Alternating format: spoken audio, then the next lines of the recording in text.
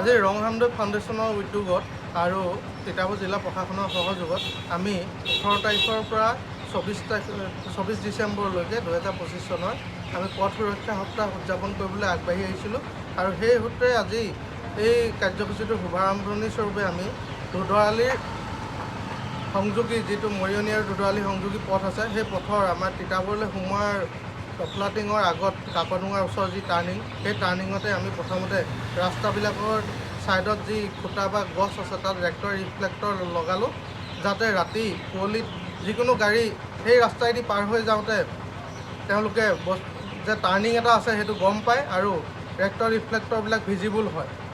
তাৰপিছতে আমি ৰাস্তাত অহা যোৱা কৰা ৰাইজৰ মাজত কিছু সজাগতা কৰিবৰ বাবে তেখেতসকলক ৰখাই আমি তেখেতসকলৰ লগত কিছু মত বিনিময় কৰিলোঁ।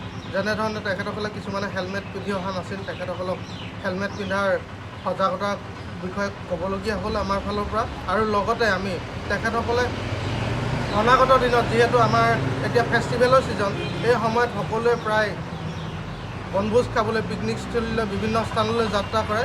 সেই তেনেকুৱা ধৰণৰ যাত্ৰাবিলাকত যাতে তেওঁলোকে ছিট বেল্ট পৰিধান কৰি সুৰা পান নকৰাকৈ আৰু সম্পূৰ্ণ যান বাহন আইন মানি চলি ৰাস্তাত যান বাহন চলায় তাৰ ওপৰতে আমি তেখেতসকলৰ মাজত সজাগতাৰ সৃষ্টি কৰিলোঁ। আৰু এনেধৰণে আজি আমি প্ৰথম অৱস্থাত আমাৰ ৰং হামদৈ ফাউণ্ডেশ্যনৰ উদ্যোগত আৰু তিতাবৰ জিলা প্ৰশাসনৰ সহযোগত যি সজাগতামূলক কাৰ্যসূচীৰ শুভাৰম্ভণি হ'ল বুলি ঘোষণা কৰিছোঁ। এই ক'ৰ পৰা ক'লৈকে হ'ব? গোলাঘাট আৰু মৰিয়নি সংযোগী যি দুধৰালি পথ আছে সেই পথটোৰ লগতে তিতাবৰ আৰু যোৰহাটৰ বিভিন্ন স্থানত আমি এই কাৰ্যসূচীটো ধাৰাবাহিকভাৱে চলাই যাম আৰু অনাগত দিনত আমি ওচৰৰ যিবিলাক জিলা আছে সেইবিলাকতো আমি এই কাৰ্যসূচী কৰিম বুলি মনস্থ কৰি থৈছোঁ।